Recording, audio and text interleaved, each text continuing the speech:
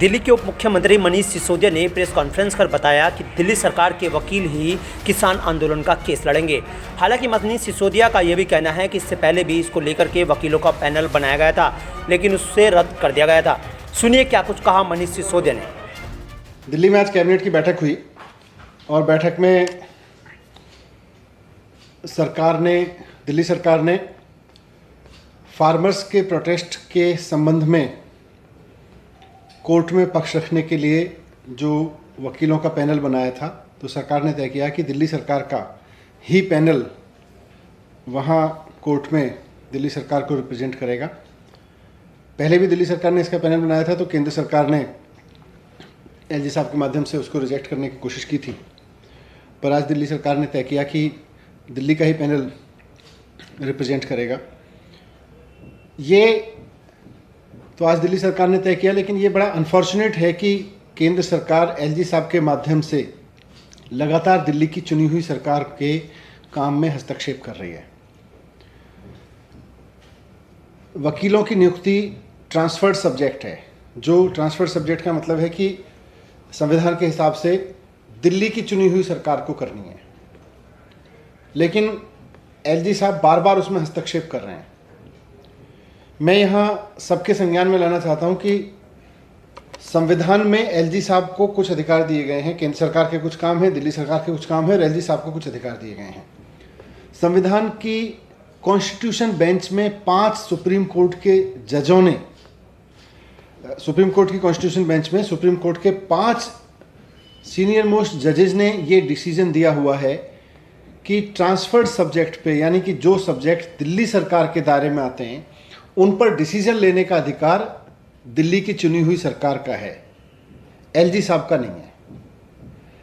LG साहब को संविधान में एक वीटो पावर दी गई है कि दिल्ली की चुनी हुई सरकार के काम में वो अपनी ओपिनियन दे सकते हैं, अपनी राय दे सकते हैं, डिफरेंट राय दे सकते हैं। लेकिन संविधान की 5 जजों की बेंच ने बहुत विस्तार से समझाया है कि ये जो वीटो पावर एलजी साहब को मिली है, ये rarest of the rare case के लिए मिली है।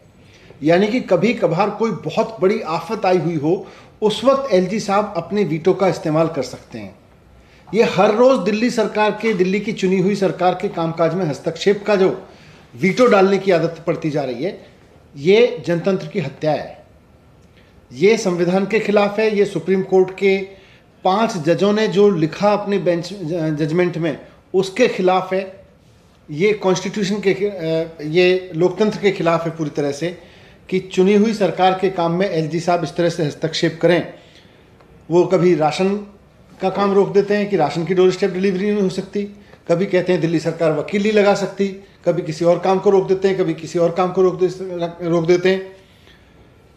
दिल्ली की जनता ने अरविंद केजरीवाल जी को अपना मुख्यमंत्री चुना है। दिल्ली की जनता ने अरविंद केजरीवाल जी के नेतृत्व में अपनी सरकार चुनी है। तो चुनी हुई सरकार को काम करने दें, उसको बार बार हस्तक्षेप ना करें। आपको संविधान में वीटो पावर मिली है एलजी साहब को, लेकिन वो वीटो पावर सुप्रीम कोर्ट के 5 जजों ने उसको डिफाइन किया है कि वो rarest of the rare case में होगी। ये रोजाना वकील कौन लगाएगा, आज के केस में किसानों ने अगर प्रदर्शन कर दिया तो वकील कौन लगेगा, इन सब में ये rarest of the rare case नहीं है। इस तरह के केसेस में जब आप अपनी वीटो पावर इस्तेमाल करते हैं तो आप कॉन्स्टिट्यूशन का भी मजाक बनाते हैं, सुप्रीम कोर्ट के जजमेंट्स का वायलेशन करते हैं और साथ साथ में जनतंत्र की हत्या करते हैं।